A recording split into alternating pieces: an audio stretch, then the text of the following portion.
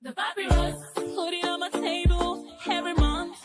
I don't wanna be sad. Don't even try to hide it. No, I don't wanna lose it. And you see how it is, it's so inviting. The papyrus, we're all so alive. The papyrus. Hello, welcome to the Papyrus TV Africa News Update. First, the headlines. Tinubu pays tributes to late mother after Jumat's prayers. Defense spending. Ogube backs Tinubu's 4.91 trillion move. Yahaya Bello freed after meeting 500 million bail terms. Nigerian Army promotes 108 officers in major shakeups. Oyetola calls for patience as Nigeria faces economic challenges. Federal government allocates 6.36 billion for renovations of Tinubu Shetima residence. Tinubu reveals list for ambassadorial nominees. Now the news in details. President Bola Ahmed Tinubu made an emotional visit to his late mother's residence in Alausa, Ikeja, Lagos, after attending Jumat's prayer on Friday. A special prayer session has been held earlier for his well-being and leadership at the mosque.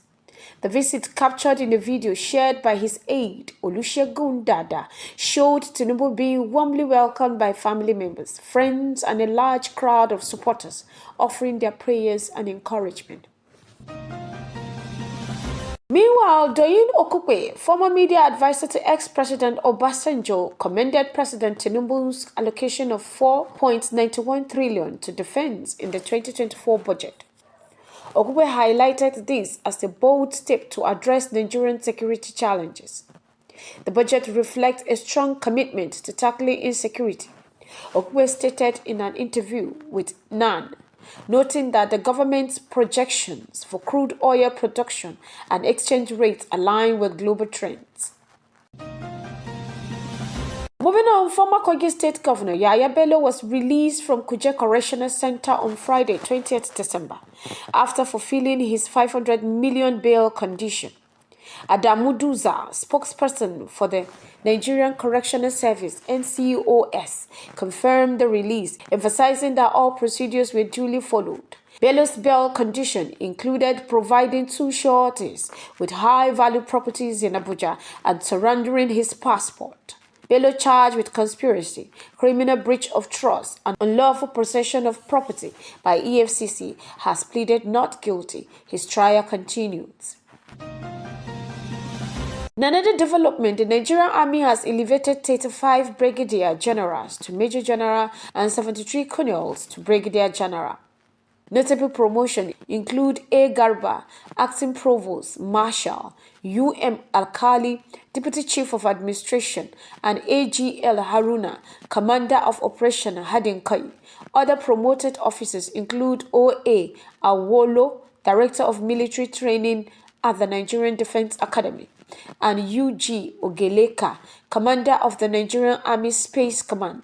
Chief of Army Staff Olufemi Oluyede congratulated the officers and urged them to uphold their oath to defend the nation, embrace innovative strategies, and intensify efforts to tackle Nigerian security challenges.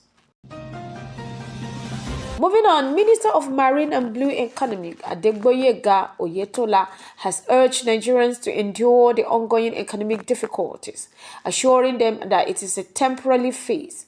Speaking during Friday 20th December prayer at Egbeda Central Mosque in Iragbiji, Osun State, Oyetola highlighted policies like the bulk food purchase initiative aimed at addressing inflation and food insecurity. The minister, who recently distributed fertilizer to dry farmers, encouraged youth to embrace agriculture and utilize the student loan program under the Access to Higher Education Act of 2023. Reflecting on his upbringing, Oyetola stressed the transformative power of education and importance of hard work and discipline. Oyetola also warned against drug addiction and idleness, urging youth Nigerians to focus on education and mechanized farming for self-reliance. Community leaders praised his contribution and called for fair distribution of resources to foster unity. Furthermore, the federal government has proposed a 6.36 billion budget for renovating the residence of President Bola Ahmed Tinubu, Vice President Kashim Shettima, and key aides in 2025. According to the 2025 appropriation bill submitted to National Assembly, 5.49 billion is allocated annually for maintaining the presidential villa. Vice President Shettima's quarters and guest house are set for a 765 million renovation, while 6.39 million will be spent on the presidential's quarters. Another 49 million is designated for refurbishing security quarters, the State House gym, and housing for presidential aides.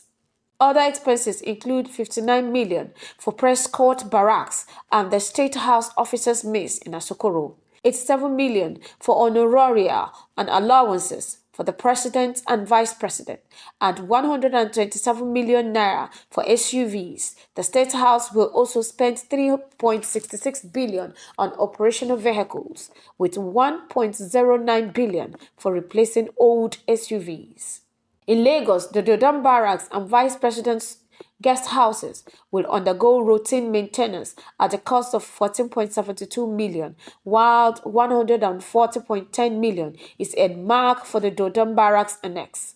The government also plans to convert forfeit EFCC properties into State House residents, budgeting 1.83 billion for the project, including the transformation of a vast recovered estate in Abuja, Local Government District.